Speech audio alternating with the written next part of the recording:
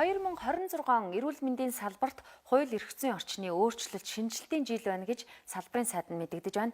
За тухайлах юм бол эрүүл мэндийн тухай хууль, эрүүл мэндийн даатгалын тухай хуульд нэмэлт өөрчлөлт оруулах, мөн эмнэлгийн ажилтнуудын эрх зүйн чадамж хамгааллыг сайжруулах чиглэлд эрх зүйн орчин бүрдүүлэхээр төлөвлөсөн байна.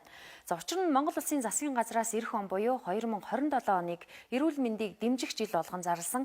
Тиймээс үндэсний хэмжээнд хэрэгжүүлэх энэ хөтөлбөрийн хүрээнд 2026 онд эрүүл мэндийн салбарын хууль эрх зүйн орчныг сайжруулж тодорхой болгоход түлхүү анхаарахаар болжээ.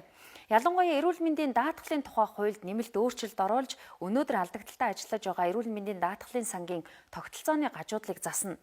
Ингэснээр эрүүл мэндийг дэмжих сангийн төсвийг зузаатгах боломж нэмэгдэж одоо 2.6 их найд байгаа төсвийг 2027 он гэхэд 3.5 их найд төгрөгт хүргэнэ гэж төлөвлөсөн байна.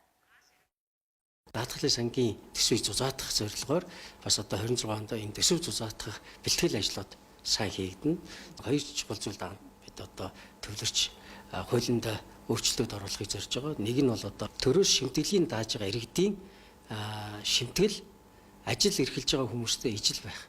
За хоёр дахь чухал зүйл бол гүйцэтгэсэн гүйцэтгэл нь ойролцоогоор 900 тэрбум төгрөг байхад төрөө шимтгэлийн дагтаа 700 орчимч өгчт юм. Дандаа ингээд зөрүүтэй дутуу өгöd байдаг байдлыг арилгах. Энэ бол одоо бас чухал зөрөөг арилгах том ажил байна. Тэгэхээр үүнээс гадна 2026 онд эмч эмнэлгийн ажилчдын цалинг 75% нэмэгдүүлнэ. За Монгол Улсын засгийн газрын тогтоолын дагуу эрүүл мэндийн салбарын эмч ажилтнуудын үндсэн цалинг 2026 онд багтаан 3 сая төгрөгт хүргэх үе шаттай хүрэхээр шийдвэрлсэн. Үүний дагуу 2026 оны 1-р сарын 1-ний өдрөөс буюу өнөөдрөөс цалин 30% нэмэгдэж эхлэв байна. Харин 2026 оны 8-р сараас 12-р сар хүртэл сар бүрийн 1-ний өдөр нь тус бүр 9% үе шаттай цалинг нэмэгдүүлэхээр болсон. За энэ бол 2025 оны 10-р сард эмч ажилчдын хөдөлмөрийг бодтой шударгаар үнэлж цалин хүсийг нэмэгдүүлэхийг уриалсан энэ салбарын төлөөллүүдийн шаардлага дээр гарсан шийдвэр юм а.